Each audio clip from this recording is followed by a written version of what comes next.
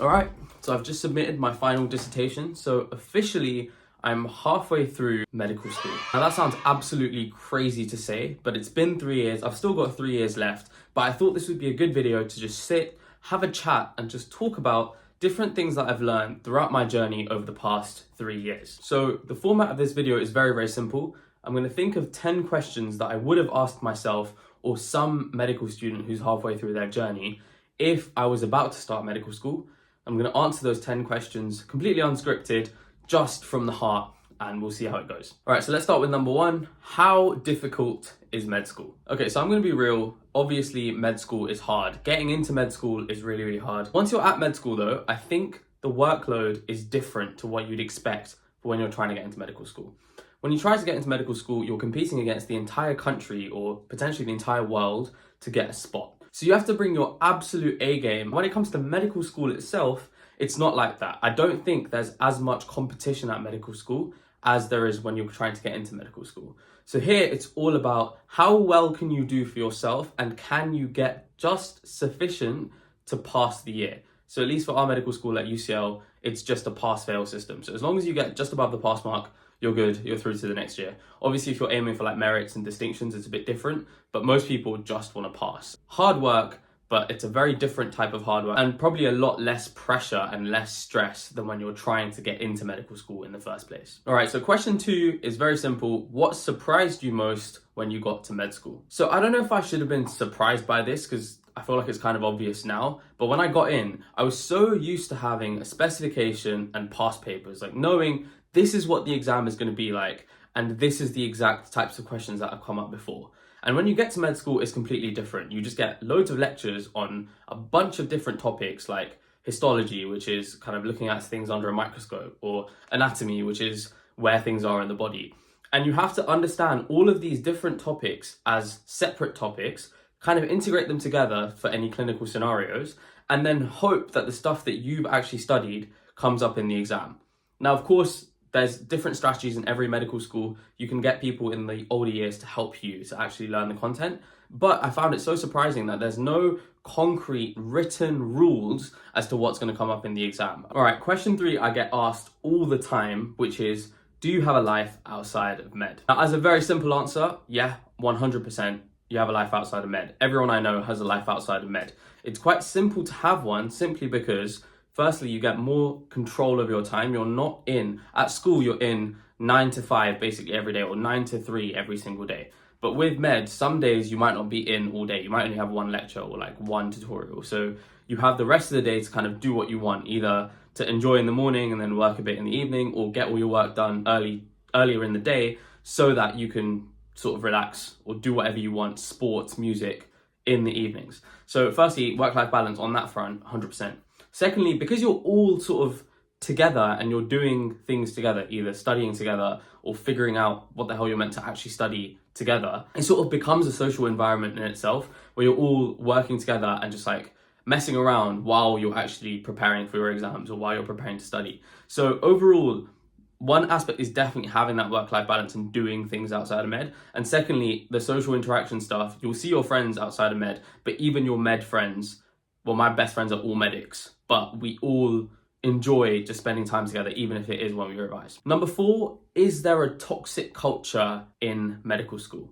So a lot of people complain about the fact that there's this toxic culture at medical school where people kind of try and bring each other down and gatekeep resources, and overall it's just not a very friendly environment. And I don't know, maybe different medical schools and different people have different experiences, but from what I've seen, there's pretty much no gatekeeping. Everyone actually helps each other, and the whole point is for your entire year group to pass. So older years run seminars and different tutorials to help the years below to actually learn the content. And anyone who makes resources typically tends to share them on WhatsApp groups or just with each other. Now, there's obviously the odd person who's just a bit gatekeepy or just not that friendly, but most people are so cool to just talk to you and discuss, especially the actual content when it comes to med. I think the area where people become gatekeepy is stuff outside of med, especially. So like research opportunities, publications, presentations, and generally like CV building in med. That's still a little bit of a gate-kept thing where people don't talk about it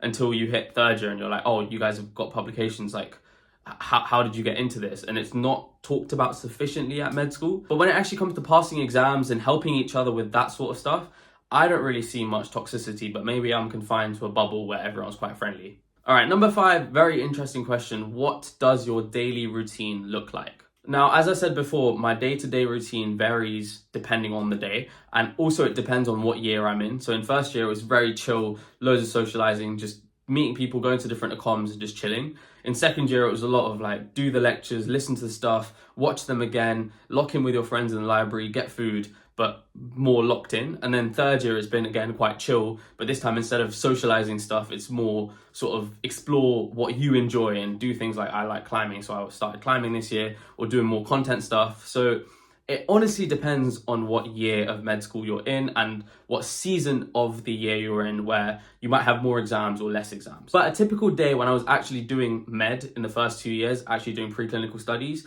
was something like 9 to 10 or 9 to 11. There's lectures, then you have a break, then say at 2 or something, you have a tutorial for 2 or 3 hours, and that's it. That's what your timetable activities look like. And then outside of that, I used to play badminton, I'd go outside, I'd just literally sit in the library and work, but also we'd all just be socializing and just messing around. But it honestly varies so much day on day. There is not a single framework that I can give that says like, oh, this is what a day in the life of a med student looks like. But if you guys want more vlog style content, let me know and I'll try and make some of that.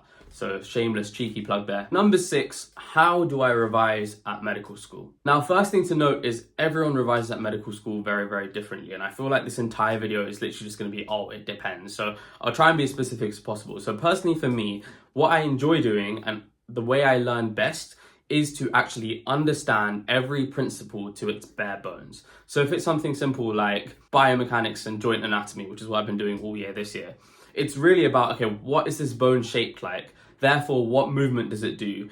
Therefore, what muscles are needed to support it? And therefore, how can these muscles go wrong if there's nerve damage? Something like that. There's a very simple framework that comes in my mind where I almost treat everything like a flowchart, where it's like this goes to this, goes to this, goes to this. That's how I understand stuff. And the way I'm going to go about finding out this information is YouTube videos like Ninja Nerd and Osmosis, or just watching the lectures themselves in 2 times speed, or watching them over and over again till I understand them. And then one thing which I hated on for a long time, but I changed my mind about it, was Anki. I used to think that Anki was so overhyped. Everyone just uses it, but like, what's the point? And I still think that the way most people use Anki, it doesn't work for me, which is using other people's cards. But one thing that I've started doing is making my own cards for lectures once I've done a lot of the content, just to go back and watch everything again and just pick up the facts that I don't remember already. So it's like new facts that I remember, that goes in the Anki Dex. Because that way I'm not repeating learning information that I already know, but I'm actually just improving on my knowledge by only learning new facts that I didn't know before, and therefore revising the difficult stuff that didn't just come to me naturally. At number 7, we've got something more personal to me, which is what specialty do you want to do, or do you already know what specialty you want to do? So most people at med school actually don't know what specialty they want to do, especially halfway through. You haven't experienced enough. I've barely been on placement so far. I don't know anything about what med actually looks like. I just know science and a bit of research stuff. Actually doing medicine, I have no idea about. So I flirted with the idea of doing ophthalmology, orthopedics, sports medicine.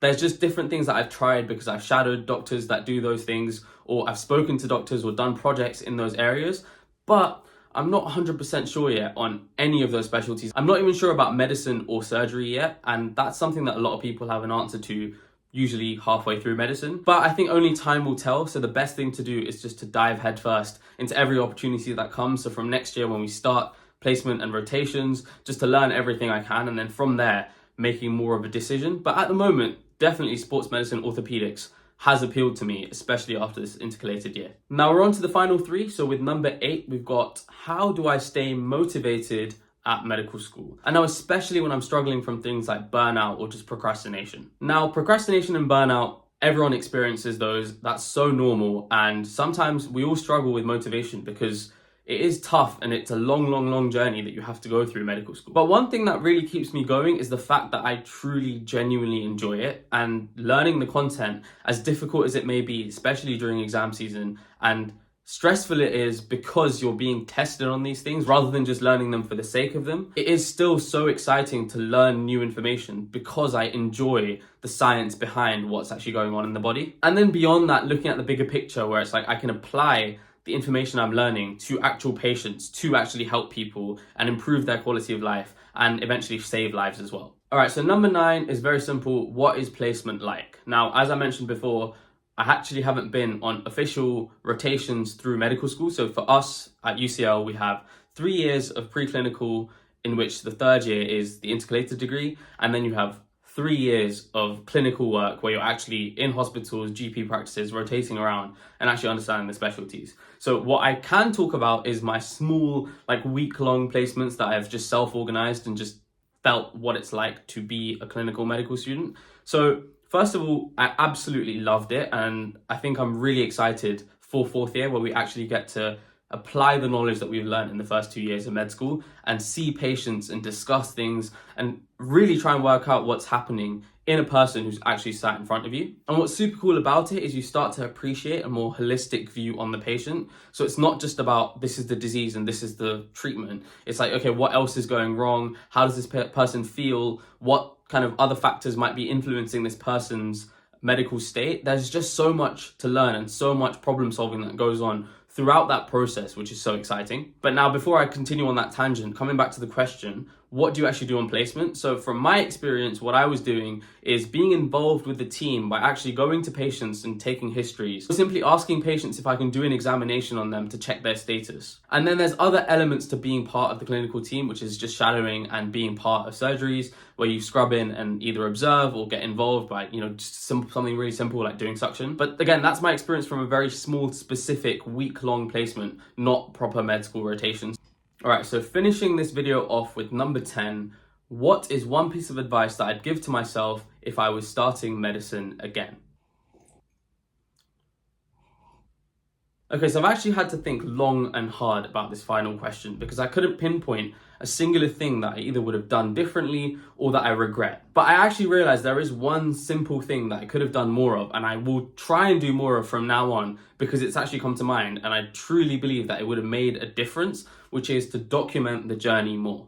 And I don't just mean this in the context of making YouTube videos for the sake of side hustles and making money and all that stuff. Forget that. It's more about actually enjoying the process of documenting what I'm doing, either through YouTube videos like vlogs or just my notes pages and looking back at my to-do lists. I just remind myself of the things that I was up to 1 or 2 years ago. And it reminds me of how far I've come since then. So I plan on doing more of that because every year I'll continue to grow, and it's so exciting to look back on the goals that I had before and the new goals that I had now, and thinking about the problems and how big they seemed at the time. But once you zoom out with time, you realize that they might not be as big as they really seem. All right, so that concludes the video. Thank you so much for watching. So that was 10 different questions that I've answered as someone who's completed 3 years of medicine and has 3 years left. If you enjoyed this style of content and you want to see more of me, then drop a subscribe and leave a like below, and I will see you guys next time.